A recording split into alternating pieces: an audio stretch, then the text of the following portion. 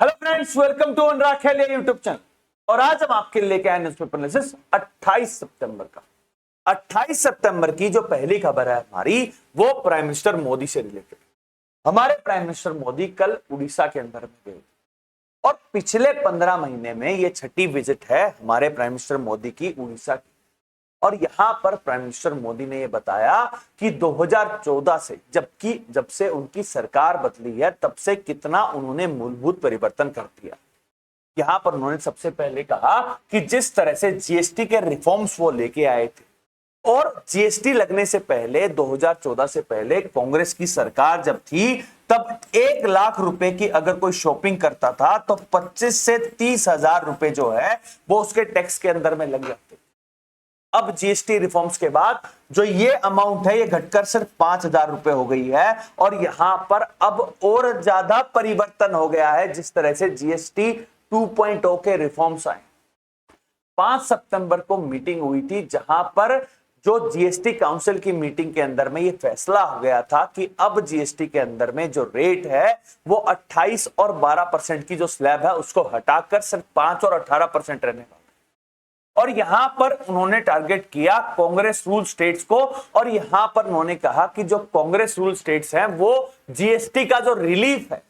जो लोगों को मिलना चाहिए वो नहीं मिल पा रहा। यहां पर उन्होंने एग्जांपल दिया कि जिस तरह से सीमेंट के अंदर में अब जीएसटी रिफॉर्म्स आ चुके हैं, हिमाचल प्रदेश के अंदर में जो जीएसटी का रेट जो जीएसटी लगता है वो 16 रुपए लगता है, जबकि वो लगना चाहिए 11 रुपए। और यहां पर हिमाचल प्रदेश की जो कांग्रेस गवर्नमेंट है यहां पर जो रिलीफ है वो लोगों को नहीं दे।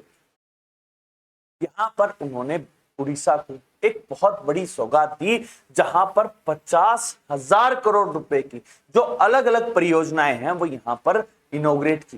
जिसके अंदर में स्पेशली जो सीरमपुर और जो बैरमपुर जो जगह है यहां पर अब हाईवे बनाया जाएगा। और इसके साथ साथ जो पीएम मेरिट जो स्कीम है उसके तहत यहां पर पॉलिटेक्निक कॉलेज और इंजीनियरिंग कॉलेज के अंदर में एक सामंजस्य बनाया जाएगा, जहां पर अब उड़ीसा के अंदर में जितने भी जो पॉलिटेक्निकल कॉलेज हैं और जो इंजीनियरिंग कॉलेज वो एक दूसरे के साथ मिलकर यहां पर डेवलपमेंट के नए आयाम देखें। यहां पर प्राइम मिनिस्टर मोदी ने बताया कि आईआईटी के 8 नए कैंपस बनने वाले हैं, जहां पर भुवनेश्वर के अंदर में, सूरत में, जम्मू में, तिरुपति में, अलग अलग जगह पर 8 आईआईटी के नए कैंपस बनेंगे। और उसकी वजह से जो आईआईटी की सीट्स हैं वो लगभग 3,000 के नंबर से बढ़कर तैयार हो जाए। यहां पर प्राइम मिनिस्टर मोदी ने एक और चीज चेंज की, जहां पर हमारे जो बीएसएनएल है उसका जो 4G नेटवर्क है उसको भी यहां पर इनॉग्रेट किया। यहां पर अब बीएसएनएल जो इंडिया की गवर्नमेंट की एजेंसी है और अब उसको खुद का एक 4G नेटवर्क है, इसी के तहत अब जो इंडिया है वो उस कुनिंदा देशों में आ गया है जिसके पास अपनी कंट्री का खुद का गवर्नमेंट का जो 4G नेटवर्क है। इससे पहले डेनमार्क, स्वीडन, साउथ कोरिया और चाइना ही ऐसे कंट्रीज हैं जिनके पास गवर्नमेंट रूल्ड और गवर्नमेंट ओन्ड जो 4G नेटवर्क। यहां पर उन्होंने ये कहा कि 2014 में जब वो प्राइम मिनिस्टर बने थे उससे पहले जो 2G और जो 3G का जो रिवॉल्यूशन आया था, यहां पर बीएसएनएल जो है वो यहां पर मेन पार्टी नहीं होती थी। जो फॉरेन प्लेयर्स है वो यहां पर जो टेलीकॉम नेटवर्क है उसको प्रोवाइड करते थे। लेकिन जिस तरह से बीएसएनएल को यहां पर रिवाइव किया गया है और बीएसएनएल के रिवाइव होने के बाद अब अपने खुद का जो 4G नेटवर्क है वो लग चुका है। और लगभग 97,500 टावर्स ऐसे हैं जो 4G टावर हो गए हैं बीएसएनएल के। यहां पर उन्होंने ये कहा कि जल्द ही जो ये टावर हैं ये 5G टावर में बदल जाएंगे और जो इंडिया की जो बीएसएनएल है वो अब 5G सर्विसेज भी देना स्टार्ट कर देगी। अब हम चलते हैं नेक्स्ट न्यूज की तरफ। जो नेक्स्ट न्यूज है हमारी वो यूएसए से है। और यूएसए की न्यूयॉर्क के अंदर में है यूनाइटेड नेशन की बिल्डिंग। और यूनाइटेड नेशन की जो बिल्डिंग है वहां पर चल रही है यूनाइटेड नेशन की जनरल असेंबली की मीटिंग। यूनाइटेड नेशन की जनरल असेंबली की मीटिंग के अंदर में कल इंडिया का पक्ष जो है वो हमारे विदेश मंत्री एस जयशंकर जी ने रखा। और जहां पर उन्होंने यूएन के अंदर में कई सारे बदलाव की बात की। यहां पर उन्होंने कहा कि जिस तरह से यूनाइटेड नेशन जो वर्ल्ड वॉर 2 के बाद से बना था और उसके बाद से अब तक जिस तरह से जो मूलभूत परिवर्तन है वो नहीं हुए हैं, यहां पर उन्होंने कहा कि जिस तरह से यूनाइटेड नेशन की, संयुक्त राष्ट्र की जो सिक्योरिटी काउंसिल है उसके अंदर में अभी भी 5 ही परमानेंट मेंबर है और नॉन परमानेंट मेंबर जो हैं वो सिर्फ 10 ही हैं। यहां पर अब बदलाव करने की जरूरत है, जो ग्लोबल साउथ है उसको यहां पर रिप्रेजेंटेशन देने की जरूरत है। और यहां पर उन्होंने कहा कि पूरा अफ्रीकन कॉन्टिनेंट है, वहां से कोई भी एक परमानेंट मेंबर नहीं है। जो साउथ अमेरिका है वहां से भी किसी को भी रिप्रेजेंटेशन नहीं है। और यहां पर उन्होंने कहा कि जिस तरह से संयुक्त राष्ट्र के अंदर में अब जो ये रोड ब्लॉक आ गया है, जहां पर प्रॉपर रिप्रेजेंटेशन नहीं है, यहां पर अब रिप्रेजेंटेशन चाहिए। और यहां पर एस जयशंकर जी ने बताया कि इंडिया जो है वो हमेशा से ग्लोबल साउथ की आवाज को बुलंद करता रहा है और उस बात को उठाता रहे। यहां पर जिस तरह से G20 की समिट हुई थी, वहां पर इंडिया ने G20 को G21 कर दिया था। और जब पूरी अफ्रीकन यूनियन को एज ए पार्टनर के तौर पर रखा था, यहां पर उन्होंने कहा कि हमें संयुक्त राष्ट्र के अंदर में बहुत सारे बदलाव की जरूरत है। यहां पर एस जयशंकर जी ने पाकिस्तान को भी टारगेट करते हुए कहा कि सबको पता है कि एक देश है जो हमेशा टेररिज्म के एक एपिसेंटर के तौर पर काम करता है, और जो ये देश है वो है पाकिस्तान। यहां पर एस जयशंकर जी ने जिस तरह से डोनाल्ड ट्रंप ने जो टैरिफ वॉर पूरे जियोपॉलिटिक्स के अंदर में शुरू किया है, यहां पर उसको भी टारगेट किया और ये कहा कि जिस तरह से अब टैरिफ जो डेवलपिंग कंट्रीज हैं उनके ऊपर लगाया जा रहा है और उनकी जो ग्रोथ है उनको रोकने का काम कर रहे हैं। यहां पर अगर संयुक्त राष्ट्र के अंदर में सारे के सारे देश चाहते हैं कि जो ग्लोबल ऑर्डर है वो सही ढंग से रहे, तो जिस तरह से अब टैरिफ लग रहे हैं वो नहीं लगना चाहिए। यहां पर उन्होंने कहा कि जो देश हैं उनकी सॉवरेनिटी को यहां पर ध्यान रखना चाहिए और हमें हमेशा एसडीजी गोल्स की तरफ काम करना चाहिए। जो एसडीजी गोल्स क्या हैं, जो सस्टेनेबल डेवलपमेंट गोल्स, और उसकी तरफ ही इंडिया जो है वो हमेशा से अग्रसर रहा है। यहां पर जो एस जयशंकर जी हैं उन्होंने बताया कि देश का जो भारत है वो अब 3 मेन स्तंभों के ऊपर में चलता है, जिसके अंदर में है आत्मनिर्भर, आत्मरक्षा और आत्मविश्वास। यहां पर उन्होंने बताया कि हमारे देश के अंदर में इतना आत्मविश्वास है कि हम आत्मनिर्भर बन सकते हैं और हम उसकी तरफ अग्रसर हैं और हम अपनी रक्षा भी कर सकते हैं। और इसका उदाहरण जो है वो ऑपरेशन सिंदूर बताता है कि जिस तरह से पहलगाम अटैक हुआ था और उसके बाद हमने पाकिस्तान को जिस तरह से मुंहतोड़ जवाब दिया है, वो दिखाता है कि इंडिया आत्मनिर्भर भी है और अपनी आत्मरक्षा भी कर सकता है। और इसी के लिए जो कॉन्फिडेंस चाहिए वो भी इंडिया के पास बहुत है। अब इसके साथ साथ एक और डेवलपमेंट हुई है, जहां पर यूएसए के जो इंडिया के अंदर में जो एम्बेसडर होने वाले हैं वो है सर्गी गौर। और सर्गी गौर जो है उनको एक और जो जिम्मेवारी है वो दी है डोनाल्ड ट्रंप एडमिनिस्ट्रेशन ने, वो पूरे साउथ ईस्ट एशिया के रिप्रेजेंटेटिव भी। यहां पर सर्गी गौर ने अब तक इंडिया में एज ए एम्बेसडर के तौर पर काम करना शुरू नहीं किया है, लेकिन अपनी जो दूसरी जिम्मेवारी है उसको यहां पर निभाना शुरू किया। जहां पर कल वो यूनाइटेड नेशन की जो जनरल असेंबली की मीटिंग है वहां पर भूटान, बांग्लादेश और श्रीलंका के जो लीडर्स हैं यहां पर उनके साथ मुलाकात की। और यहां पर उन्होंने कहा कि जो सार्क नेशंस का जो एक समूह बनाया था, यहां पर जिस तरह से इंडिया ने यहां पर अब ब्लॉकेड लगा रखी है, यहां पर उन्होंने कहा कि इंडिया को सार्क नेशंस की जो समिट है वो यहां पर होनी चाहिए। सार्क नेशंस जो है वो इंडिया ने शुरू किया था, जहां पर वो चाहते थे कि जो साउथ ईस्ट एशियन की जो कंट्रीज हैं जिसके अंदर में इंडिया, पाकिस्तान, नेपाल, बांग्लादेश, भूटान, श्रीलंका, यहां तक कि अफगानिस्तान को भी इंक्लूड किया गया था। लेकिन जिस तरह से पाकिस्तान जो है वो इंडिया के अंदर में टेररिज्म को बढ़ा रहा था, उसके बाद से जो सार्क की समिट है वो नहीं हो रही। इसीलिए हमने बिम्स्टेक बनाया था। और यहां पर जो सर्गी गौर है वो अब दिखा रहे हैं कि डोनाल्ड ट्रंप एडमिनिस्ट्रेशन यहां पर जिस तरह से पाकिस्तान की तरफ अपना रुख अख्तियार कर रहे हैं, वो चाहते हैं कि सार्क दोबारा से रिवाइव। यहां पर यूनाइटेड नेशन की जो जनरल असेंबली की मीटिंग है वहां पर कल मैंने आपको बताया था कि पाकिस्तान के जो प्राइम मिनिस्टर हैं शहबाज शरीफ, उन्होंने पाकिस्तान का अपना रुख अख्तियार किया था। और यहां पर हमारी तरफ से जो इंडिया का जो जवाब है वो यहां पर दिया फर्स्ट सेक्रेटरी पीटर गहलोत। जो यूनाइटेड नेशन है, यूनाइटेड नेशन के अंदर में आपके पास एक ऑप्शन होता है, अगर कोई भी देश आपका नाम लेकर कोई भी बात कहता है तो आप अपनी जवाब दे सकते हैं। और यहां पर फर्स्ट सेक्रेटरी ने जो इंडिया की तरफ से जो जवाब है वो यहां पर दिया। यहां पर पहले पता लगना चाहिए कि जो शहबाज शरीफ है उन्होंने किन किन मुद्दों के ऊपर बातचीत की थी। जहां पर पहला मुद्दा ये था, उन्होंने कहा कि जो पाकिस्तान है वो ऑपरेशन सिंदूर जो हुआ था यहां पर उसकी विक्ट्री हुई थी। और विक्ट्री जो है वो उन्होंने सेलिब्रेट भी की थी, जहां पर आसिम मुनीफ जो जनरल है उनको प्रमोशन देकर फील्ड मार्शल बना दिया गया था। एक क्लेम उनका ये था। दूसरा क्लेम उन्होंने ये किया था कि जो डोनाल्ड ट्रंप है उन्होंने यहां पर मध्यस्थता की थी और उसके बाद ही जो इंडिया पाकिस्तान के बीच में जो सीजफायर है वो हुआ था। यहां पर फर्स्ट सेक्रेटरी ने जिस तरह से जो पाकिस्तान के सारे क्लेम थे उनको यहां पर पूरी तरह से उजागर किया और यहां पर उन्होंने कहा कि जो पाकिस्तान है वो टेररिज्म का एक हब है और जो टेररिस्ट है उनको यहां पर एक संरक्षण देता है। यहां पर जो फर्स्ट सेक्रेटरी है उन्होंने बताया कि ओसामा बिन लादेन जो है वो कहां मिला। ये सबको पता है कि 10 साल तक जो पाकिस्तान है वो पूरे विश्व की आंखों में धूल झोंकता रहा और जो ओसामा बिन लादेन है वो इस्लामाबाद में पाकिस्तान के अंदर में ही पाया गया था और यूएस की जो सील फोर्सेस है उन्होंने यहां पर उसकी हत्या की थी। इसके बाद जो फर्स्ट सेक्रेटरी है उन्होंने बताया कि जब पहलगाम अटैक 22 अप्रैल को हुआ और उसके बाद जब 25 अप्रैल को यूनाइटेड नेशन की जो सिक्योरिटी काउंसिल की मीटिंग हुई, यहां पर जो टीआरएफ जिसने पहलगाम अटैक की जिम्मेवारी ली थी उसके खिलाफ जब यहां पर रेजोल्यूशन आ रहा था तब पाकिस्तान ने उसको ब्लॉकेड किया था।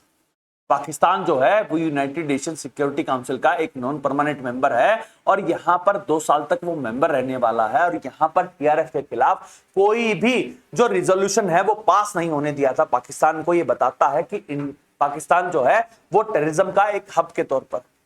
इसके बाद जिस तरह से पाकिस्तान ने यहां पर विक्ट्री क्लेम की थी तो यहां पर जो फर्स्ट सेक्रेटरी है उन्होंने बताया कि जिस तरह से पाकिस्तान के जो रनवे वो डिस्ट्रॉय हो चुके हैं, जो हैंगर हैं वो तबाह हो चुके हैं और तबाह होने के बावजूद अगर पाकिस्तान उसको एक विक्ट्री मानता है तो यहां पर उनको ये विक्ट्री जो है मुबारक। बहुत ही सार्केस्टिक वे में यहां पर पाकिस्तान को एक मुंहतोड़ जवाब जो है वो इंडिया ने यहां पर दिया। इसके साथ जिस तरह से शहबाज शरीफ ने यह कहा था कि डोनाल्ड ट्रंप ने मध्यस्थता की थी इंडिया और पाकिस्तान के बीच में, तो यहां पर इंडिया ने अपना पक्ष हमेशा से क्लियर रखा है। जो कश्मीर का मुद्दा जो है और इंडिया पाकिस्तान के बीच में जो बातचीत है वो एक बायलैटरल इशू है और यहां पर हम किसी भी तीसरे देश की मध्यस्थता को कोई भी बर्दाश्त नहीं करेंगे। अब देखना यह है कि इंडिया ने जो यूनाइटेड नेशन के अंदर में जो सच्चाई थी वो सारे विश्व के सामने उजागर कर दी है और अब इसका क्या असर होगा। जो नेक्स्ट खबर है हमारी वो तमिलनाडु से और तमिलनाडु के अंदर में अगली साल होने वाले हैं चुनाव और तमिलनाडु के सबसे बड़े जो सुपरस्टार है एक तलपति विजय, उन्होंने पिछली साल एक पार्टी बनाई थी और उस पार्टी का नाम रखा था उन्होंने टीवी के पार्टी और तलपति विजय जो है वो उसके प्रेसिडेंट भी है। यहां पर उन्होंने जो कैंपेन है वो स्टार्ट किया था जहां पर 13 सितंबर को उन्होंने एक कैंपेन स्टार्ट किया था जहां पर पूरे तमिलनाडु के अंदर में वो प्रचार करेंगे। उनका जो प्रचार है जब कल कसूर डिस्ट्रिक्ट के अंदर में पहुंचा तो यहां पर बहुत सारी जो लोग वो यहां पर उनसे मिलना चाहते थे और अपने जो पॉलिटिकल लीडर है और जो एक्टर है उनको यहां पर देखना चाहते। यहां पर जिस तरह से तलपति विजय यहां पर जब उनको संबोधित कर रहे थे और उसके बाद यहां पर मास फेंटिंग हुई और उसके बाद भगदड़ मच गई जिसके अंदर में 38 लोग जो है वो मारे जा चुके हैं और 150 से ज्यादा लोग जो हैं यहां पर इंजर्ड। जो इंजर्ड लोग हैं उनमें से जो आधा दर्जन लोग हैं वो यहां पर क्रिटिकल बताए जा रहे हैं और इस टेम्पेड की वजह से अब जो टीवी की पार्टी है उसने अपना जो कैंपेन है वो यहां पर अब स्टॉप कर दिया और स्टैम्पेड की वजह से अब तमिलनाडु के जो चीफ मिनिस्टर हैं एमके स्टालिन वो यहां पर अब जुडिशियल इंक्वायरी कर रहे हैं। जो एक रिटायर्ड जज जो हैं वो इसकी इंक्वायरी करेंगे और ये बात सुनिश्चित करेंगे कि जो स्टैम्पेड हुआ है वो यहां पर नहीं होना चाहिए। सबसे जरूरी बात देखिए कि हमारा देश जो अपने आप में विश्व गुरु बनना चाहता है, जो सिविक सेंस के मामले में किस तरह से अभी भी जो सिविक सेंस है वो नहीं है। अगर हम इसी साल की बात करते हैं तो सबसे पहले जो भगदड़ है वो महाकुंभ में हुई, उसके बाद बेंगलुरु में जो आरसीबी का विक्ट्री डे परेड थी वहां पर भगदड़ मच गई और अब तमिलनाडु के अंदर में ये भगदड़ मची है। तो यहां पर क्या सिविल सेंस जो है वो अब तक नहीं है हमारे लोगों के पास। एमके स्टालिन ने 10 लाख रुपए का जो मुआवजा है वो यहां पर मारे गए उनके लिए प्रोवाइड कर दिया है, लेकिन यहां पर सबसे जरूरी बात यह है कि इंडियंस को जो सिविल सेंस है वो यहां पर पता होनी चाहिए और इस तरह की सिचुएशन जो है वो दिखाती है कि जो इंडियंस हैं वो उस लेवल पर नहीं पहुंचे हैं कि यहां पर हम विश्व गुरु बन सके। अब जुडिशियल इंक्वायरी होगी और जुडिशियल इंक्वायरी के बाद ये पता चलेगा कि क्या यहाँ पर जो टीवी के पार्टी है, जो ऑर्गेनाइजर्स है, वो इसके लिए जिम्मेवार थे। लेकिन सबसे जरूरी बात यह है कि 38 लोग मारे गए, जिसके अंदर में 8 बच्चे, 16 वुमेन थी।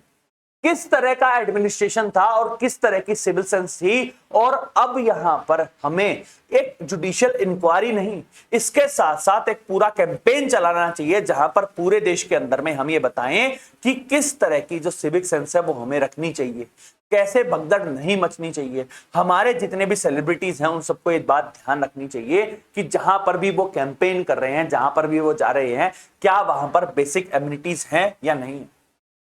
हमारे प्राइम मिनिस्टर मोदी, हमारी राष्ट्रपति द्रौपदी मुर्मू, हमारे leader of opposition Rahul Gandhi, Amit Shah जो हमारे होम मिनिस्टर हैं, RN रवि जो गवर्नर हैं, और इसके साथ साथ सारे के सारे सेलिब्रिटीज ने इस बात को कंडेम किया है। और हमारे होम मिनिस्टर जो अमित शाह जी हैं, उन्होंने अब जो MK स्टालिन की सरकार है उनसे एक प्रॉपर एक जवाब मांगा है और ये पूछा है कि तमिलनाडु के अंदर में जो स्टैंपेड हुई है इसके लिए कौन जिम्मेवार है।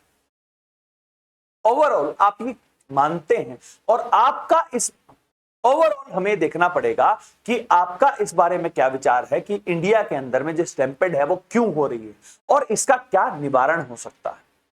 अभी जो स्टैंपेड हुई उसके अंदर में जो लोग मारे गए, 150 से ज्यादा जो इंजर्ड है, उन सबका इलाज हो रहा है कसूर डिस्ट्रिक्ट में, त्रिची डिस्ट्रिक्ट में। और यहां पर हमें अब प्रॉपर एक तरीका बनाना पड़ेगा जहां पर भी पब्लिक गैदरिंग होती है वहां पर अब बेसिक एमिनिटीज प्रोवाइड करनी पड़ेंगी और लोगों को यह बताना पड़ेगा कि आप अगर अपनी अभिव्यक्ति की आजादी के लिए अपने किसी भी सेलिब्रिटी से, अपने किसी भी पॉलिटिशियन से जब मिलने जा रहे हैं तो आपको अपनी सेफ्टी के साथ साथ सारी सराउंडिंग की भी सेफ्टी रखनी चाहिए। अब चलती हैं नेक्स्ट न्यूज की तरफ। जो नेक्स्ट न्यूज है हमारी वो लद्दाख से आई और लद्दाख के अंदर में बुधवार को प्रोटेस्ट हो रहा था जहां पर सोनम वांगचुक ने एक भूख हड़ताल कर रखी थी जहां पर वो चाहते थे कि लद्दाख के अंदर में जो स्टेटहुड है वो लद्दाख को मिले और इसके साथ साथ जो लद्दाख है उसको 6 शेड्यूल के अंदर में डाल दिया जाए। ये मेन मुद्दा था। और उसके बाद 4 दिन बाद तक जो लद्दाख है और जो लेह है वहां पर कर्फ्यू लगा हुआ था। अब कर्फ्यू के अंदर में रिलैक्सेशन देखी गई और रिलैक्सेशन के दरमियान यहां पर जो आर्म्ड फोर्सेस हैं पूरी तरह से तैनात थी और शांति यहां पर बहाल हुई। शांति बहाल हुई है, लेकिन जो सोनम वांगचुक जो एक एक्टिविस्ट है यहां पर उनको NSA के तहत कल गिरफ्तार कर लिया गया था और लद्दाख से जोधपुर लेके आया गया था। यहां पर अभी भी सोनम वांगचुक की जो वाइफ है गीतांजलि, उनको अब तक NSA की तरफ से जो डिटेंशन ऑर्डर है वो यहां पर नहीं मिला है और अब तक सोनम वांगचुक से किसी भी तरह की बातचीत नहीं हुई। ओपोजिशन पार्टी जिसके अंदर में कांग्रेस है, नेशनल कॉन्फ्रेंस है, RJD है, शिवसेना है, आम आदमी पार्टी है, उन सब ने इस बात को स्लैम किया है कि जो सोनम वांगचुक को यहां पर क्यों गिरफ्तार किया गया। अब देखना यह होगा कि सोनम वांगचुक की जो NGO है उसका FCRA लाइसेंस जो है वो रद्द कर दिया गया है और अब उनके खिलाफ NSA लगाया गया है। और अब जो 4 लोग यहां पर मारे गए थे 28 और 29 सितंबर को उनका क्रेमेशन होने वाला है और उसके बाद ले काउंसिल और जो कारगिल काउंसिल है वो यहां पर मुलाकात करेगी सेंट्रल गवर्नमेंट के एनवॉय से और उसके बाद फाइनली ये देखा जाएगा कि क्या लद्दाख को जो उनकी जो डिमांड है स्टेटहुड है और जो 6 शेड्यूल है इनमें से कौन सी डिमांड जो है वो फुलफिल होंगी। यहां पर एक और डेवलपमेंट पता चली है जहां पर जो लद्दाख के DGP है उन्होंने बताया कि जो पाकिस्तानी एक टेररिस्ट भी यहां पर पकड़ा है, एक नेशनल यहां पर पकड़ा है। तो अब यहां पर एक ग्रेटर कॉन्स्पिरेसी पता लग रही है कि क्या लद्दाख के अंदर में जो पीसफुल प्रोटेस्ट था, क्या यहां पर हमारे पड़ोसी देश पाकिस्तान की तरफ से कोई यहां पर अप्रिय घटना घटी गई है और उसके बाद यहां पर जो 4 लोग मारे गए। ओवरऑल अब यहां पर जो इन्वेस्टिगेशन होगी और जो जजेस की यहां पर रिटायर्ड जजेस की यहां पर कमेटी बनाई है वो यहां पर फैसला देगी और उसके बाद हमें पता चलेगा कि क्या यहां पर पाकिस्तानी नेशनल जो यहां पर पकड़ा गया है उसकी यहां पर क्या कोई इन्वॉल्वमेंट है। जो नेक्स्ट न्यूज है हमारी वो PMO से रिलेटेड। जो प्राइम मिनिस्टर ऑफिस है वहां पर आई स्पिरिट क्या है, Indian software product industry round table की जो मीटिंग होने वाली है यहां पर उन्होंने ये अर्ज किया है कि जब USA के साथ अब जो ट्रेड टॉक चल रही है यहां पर जो डिजिटल सॉवरेनिटी का लॉ जो है इसके बारे में भी बातचीत होनी चाहिए। यहां पर आई स्मार्ट ने कुछ पॉइंट रखे कि जिस तरह से अब यहां पर जो डिजिटल रेवोल्यूशन आ रहा है और इंडिया का जो डिजिटल डाटा है वो जिस तरह से प्रिजर्व किया जा रहा है, अब जितनी भी यूएसए की फर्म्स इंडिया के अंदर में काम कर रही है, इंडियन डाटा जो है वो इंडिया के अंदर ही रखा जाए और यहां पर इंडियंस की और हमारे देश की जो सॉवरेनिटी है, डिजिटल सॉवरेनिटी, उसके ऊपर में भी अब बातचीत होनी चाहिए। अब ये डिमांड जो है वो सॉफ्टवेयर प्रोडक्ट की जो राउंड टेबल कॉन्फ्रेंस है उसके अंदर में अब पीएमओ ऑफिस के पास गई है और अब देखना ये होगा कि जो यूएसए के साथ अब जो ट्रेड टॉक हो रही है, क्या वहां पर अब इस मुद्दे के ऊपर भी कोई बातचीत होगी। तो नेक्स्ट खबर आ रही है हमारी, वो इलेक्शन कमीशन से रिलेटेड है, जहां पर इलेक्शन कमीशन जो हमारा है वो अब अगले हफ्ते के अंदर में बिहार का दौरा कर सकता है और यहां पर समीक्षा की जाएगी कि बिहार के अंदर में इलेक्शंस जो हैं वो कब हों। 3 अक्टूबर जो है वो एक डेट डिसाइड की गई है, जब तक जो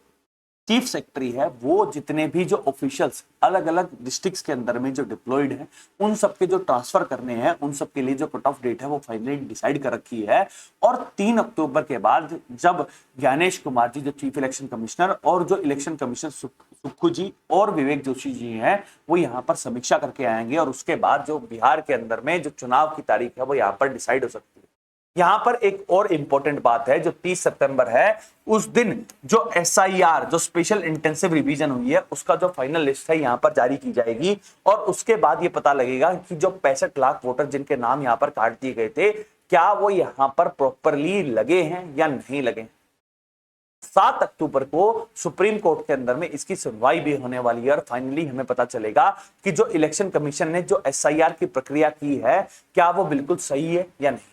हम चलते हैं नेक्स्ट न्यूज की तरफ। जो नेक्स्ट न्यूज है वो एक बहुत ही अच्छी खबर से आई है, जहां पर इंडियन ऑयल लिमिटेड ने अब अंडमान के पास से यहां पर नेचुरल गैस जो है वो डिस्कवर की।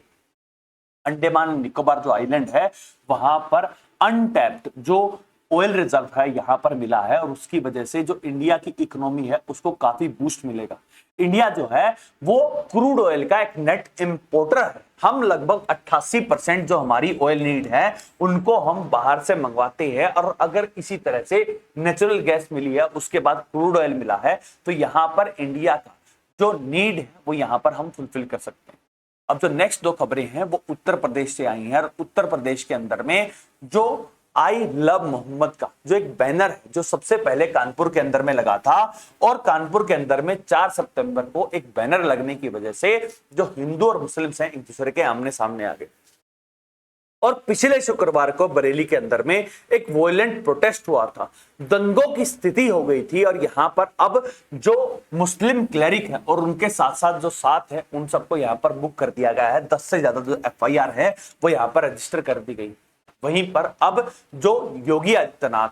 यहां पर उन्होंने ये कहा है कि जो भी प्रोटेस्टर्स थे और जो भी दंगाई थे उन सबको यहां पर एक लेसन दिखाना पड़ेगा ताकि उत्तर प्रदेश के अंदर में किसी भी तरह की लॉ एंड ऑर्डर की सिचुएशन ऐसी खराब ना हो। जो नेक्स्ट खबर है वो मध्य प्रदेश से आई और मध्य प्रदेश के अंदर में जुलाई 2024 के अंदर में एक कस्टोडियल डेथ हुई थी देवा पार्थी की। उसके बाद अब सुप्रीम कोर्ट के अंदर में मामला गया था और 15 मई 2025 को सुप्रीम कोर्ट ने यह फैसला दिया था कि इसकी जांच जो है वो सीबीआई करेगी और यहां पर यह कहा था कि 1 महीने के अंदर में जो दोनों के दोनों यहां पर अक्यूज्ड है, जो एक एएसआई और जो एक इंस्पेक्टर यहां पर अक्यूज्ड है, उनको गिरफ्तार करना चाहिए। 15 सितंबर को फाइनल रिपोर्ट आई और उसके बाद पिछले हफ्ते यहां पर जो मध्य प्रदेश सरकार को यहां पर सीबीआई को यहां पर एक अल्टीमेटम सुप्रीम कोर्ट ने दिया था कि 7 अक्टूबर तक जो एएसआई और दोनों के दोनों ऑफिसर्स हैं उन सबको यहां पर अरेस्ट कर लेना चाहिए। अब यहां पर एक नई डेवलपमेंट हुई है जहां पर जो एएसआई उत्तम सिंह कुशवाहा जो है उनको यहां पर अरेस्ट कर लिया गया है। जो इंस्पेक्टर इंचार्ज हैं वो अभी भी फरार चल रहे हैं। अब जो नेक्स्ट खबर है हमारी वो तेलंगाना से आई, जहां पर तेलंगाना हाईकोर्ट जो है वो 8 अक्टूबर को यहां पर सुनवाई करेगी कि जिस तरह से तेलंगाना के अंदर में रेवंत रेड्डी की सरकार ने जो लोकल बॉडी इलेक्शंस है यहां पर जो रिजर्वेशन का जो बीसी कोटा है वो बढ़ा दिया था, 42% कर दिया था, जिसकी वजह से जो 50% की जो सीलिंग है वो ब्रेक कर गई थी। अब इसके ऊपर में जो सुनवाई है वो 8 अक्टूबर को। तो नेक्स्ट खबर है वो कर्नाटका हाईकोर्ट से आई है, जहां पर एक रशियन वुमन और उसके साथ साथ जो दो उसकी जो नाबालिग बच्चियां जो एक केव के अंदर में पाई गई थी मंगलुरु के पास, यहां पर अब उनको डिपोर्ट करने की बात की गई है और अब वो दोबारा अपने देश के अंदर में जा सकती है। तो नेक्स्ट खबर आ रही है हमारी, वो हैदराबाद से है। हैदराबाद जो है, जो तेलंगाना की राजधानी है, वो मूसी रिवर के किनारे बसा हुआ है और यहाँ पर मूसी रिवर के अंदर में एक फ्लड टाइप सिचुएशन आई है, जहां पर हैदराबाद, पूरा हैदराबाद जो है वहां पर अब बाढ़ टाइप सिचुएशन हो चुकी है। यहाँ पर पहली बार देखा गया है 60 सालों के अंदर में, जहां पर 35,000 क्यूसेक पानी जो है वो मूसी रिवर के जो 2 डैम है वहां से छोड़ दिया गया, जिसकी वजह से लगभग 2000 जो लोग हैं उनको यहाँ पर सुरक्षित स्थानों के अंदर में रखा गया। जो लास्ट खबर आ रही है हमारी, वो बुलेट ट्रेन से रिलेटेड है, जहां पर हमारे रेलवे मिनिस्टर अश्विनी वैष्णव ने अब यहां पर समीक्षा की है और ये कहा है कि जो अहमदाबाद और मुंबई के बीच में जो बुलेट ट्रेन बनने वाली है, यहाँ पर अब 2027 तक जो पूरा ट्रैक है यहाँ पर बिछ जाएगा। अब यहाँ पर जिस तरह से कार्रवाई हो रही है, पहले टनल बन चुकी थी, अब यहाँ पर जो ट्रैक बिछ रहा है, फाइनली 2027 में ट्रैक कंप्लीट हो जाएगा और 2019 तक इंडिया को पहली बुलेट ट्रेन मिल जाएगी। अब हम चलते हैं इंटरनेशनल न्यूज की तरफ, जहां पर हमास ने ये कहा है कि डोनाल्ड ट्रंप का कोई भी प्लान जो है जो गाजा सिटी से रिलेटेड है, यहां पर उनको नहीं पता चला। वहीं पर जो इजराइल है उसने गाजा सिटी के अंदर में जो ग्राउंड असॉल्ट है वो यहां पर बढ़ा दिया है और जिसकी वजह से जो फिलिस्तीन है, फिलिस्तीनी नागरिक 74 फिलिस्तीनी नागरिक यहां पर मारे गए। ओवरऑल हमें देखना पड़ेगा कि जो गाजा का जो कॉन्फ्लिक्ट है वो शुरू हुआ था 7 अक्टूबर 2023 को, जब हमास ने इजराइल के ऊपर हमला किया था और 1200 से ज्यादा इजराइलियों को मार दिया था और 251 जो है उनको बंधक बनाकर ले आई थी। और अब लगभग 2 साल होने वाले हैं और यहाँ पर अब गाजा जो है वो पूरी तरह से तहस नहस हो चुका है, जहां पर पूरी गाजा सिटी के ऊपर में अब इजरायली फोर्सेस का यहाँ पर दबदबा है। वहीं पर अब कंबोडिया के जो प्रेसिडेंट वो यूनाइटेड नेशन के अंदर में गए हुए थे, जनरल असेंबली की मीटिंग अटेंड करने गए हुए थे और यहाँ पर न्यूयॉर्क के अंदर में जो प्रो फिलिस्तीन जो यहाँ पर रैली थी, यहाँ पर उन्होंने संबोधित किया और उसके बाद जो यूएसए है उन्होंने जो कोलंबिया के जो लीडर हैं उनका जो वीजा है यहाँ पर रिवोक कर दिया। अब यहाँ पर ये देखा जा रहा है कि एक तरफ जो यूएसए है वो ये कहता है कि हमें यहाँ पर ट्रांसपेरेंसी रखनी चाहिए, अपनी अभिव्यक्ति की आजादी देनी चाहिए। एक प्रेसिडेंट यहाँ पर प्रो फिलिस्तीन बात की है और उसका वीजा रिवोक कर दिया। जो फिलिस्तीन के जो राष्ट्रपति के तौर पर जो काम करते हैं उनको यहाँ पर वीजा नहीं दिया था। यूनाइटेड नेशन की जनरल असेंबली की मीटिंग के अंदर में उन्होंने वर्चुअल कॉन्फ्रेंस करके अपनी बात रखी है। तो यहाँ पर किस तरह की अभिव्यक्ति की आजादी जो है वो यूएसए के अंदर में। तो नेक्स्ट खबर आ रही है हमारी, वो एप्स्टीन फाइल से रिलेटेड। एप्स्टीन जो एक जेफरी एप्स्टीन जो फाइनेंसर थे और एक सेक्स ऑफेंडर रहे थे, 2019-20 के अंदर में उन्होंने फांसी लगा ली थी और यहाँ पर उनकी जो फाइल्स है वो यहाँ पर अभी तक मुद्दा रहा है, जहां पर ये कहा जा रहा है कि यूएसए के जो प्रेसिडेंट है डोनाल्ड ट्रंप, उनका भी यहाँ पर नाम रहा। यहाँ पर अब एक नया नाम सामने आया है, जहां पर इलॉन मस्क और स्टीव बनॉन जो है उन सबका नाम यहाँ पर डेयरी के अंदर में मिला है और अब यहाँ पर डेमोक्रेट जो है वो कह रहे हैं कि इलॉन मस्क और उनके साथ साथ जो स्टीव बनॉन है वो यहाँ पर जेफरी एप्स्टीन के साथ मिले हुए थे। यहाँ पर दोनों ने इस बात को पूरी तरह से नकार दिया है और जो जेफरी एप्स्टीन का जो भूत जो जियोपॉलिटिक्स के अंदर में यूएसए की में जो चल रहा है, अब यहाँ पर ये लग रहा है कि जो डेमोक्रेट हैं वो उस बात को ज्यादा से ज्यादा उठाना चाहते हैं, क्योंकि डोनाल्ड ट्रंप जब राष्ट्रपति नहीं बने थे और जो बाइडेन जब राष्ट्रपति थे तब डोनाल्ड ट्रंप ये कह रहे थे कि जो बाइडेन जो है वो एक इनकॉम्पिटेंट प्रेसिडेंट है और जेफरी एप्स्टीन की जो फाइल्स है उनको यहाँ पर सार्वजनिक नहीं किया जा रहा है। और डोनाल्ड ट्रंप जो है वो पिछले 9 महीने से राष्ट्रपति हैं और अब तक उन बातों को सार्वजनिक नहीं किया है, इसीलिए जो डेमोक्रेट हैं वो इस बात को पूरे यूएसए के अंदर में उठाना चाहते हैं। तो नेक्स्ट खबर आ रही है हमारी, वो नेपाल से है, जहां पर नेपाल के अंदर में जो जेनजी प्रोटेस्ट हुआ था 9 सितंबर को और उस समय पर जो प्राइम मिनिस्टर की केपी शर्मा ओली यहां पर उन्होंने कहा कि जो प्रोटेस्टर्स थे, जो जेनजी प्रोटेस्टर्स थे, उनके खिलाफ जो शूटिंग का ऑर्डर था वो केपी शर्मा ओली ने नहीं दिया था। यहाँ पर उन्होंने अपने बचाव में ये कहा कि जो प्रोटेस्टर्स यहाँ पर मारे गए थे उनके खिलाफ ऑटोमेटिक गन्स का इस्तेमाल किया गया था। जो नेपाली पुलिस और जो नेपाली आर्मी है उसके पास ऑटोमेटेड वेपन्स नहीं है और यहाँ पर केपी शर्मा ओली को यहाँ पर फंसाया जा रहा है। नेपाल के अंदर में अब तख्ता पलट हो चुका है, जहां पर सुशीला कार्गी जो है उनको इंटरिम प्राइम मिनिस्टर बनाया गया है और फरवरी मार्च के अंदर में नेपाल में नए इलेक्शंस होने वाले हैं। जो नेक्स्ट दो खबरें हैं वो यूरोपियन यूनियन से रिलेटेड है, जहां पर यूरोप की जो एक कंट्री है मोल्दोवा, वहां पर यूरोपियन यूनियन ने कहा था कि इलेक्शंस होने वाले हैं आज संडे को, और यहां पर जो प्रो रशियन पार्टी है, जो ग्रेटर मोल्दोवा जो पार्टी है, अब उसको यहां पर इलेक्शन में पार्टिसिपेट करने से रोक दिया गया। अब यहां पर यह देखा जाएगा कि क्या जो इलेक्शन अब यहां पर आज होगा, क्या वो प्रॉपर होगा या नहीं होगा।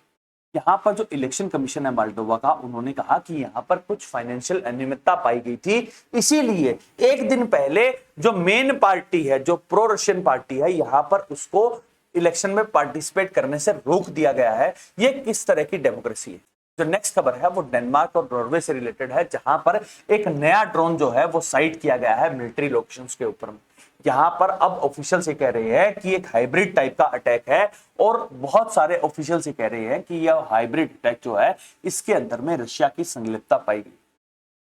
रशिया यूक्रेन का कॉन्फ्लिक्ट है, उसके बाद पोलैंड और रोमानिया का जो एयर स्पेस है उसका वॉयलेशन हो चुका है, एस्टोनिया का भी एयर स्पेस का वॉयलेशन हो चुका है, लेकिन डेनमार्क का और नॉर्वे का जो एयर स्पेस का वॉयलेशन हुआ है, यहां पर अभी तक कोई भी रशियन ड्रोन की पुष्टि नहीं हुई है, और इसीलिए यहां पर एक हाइब्रिड अटैक बताया जा रहा है।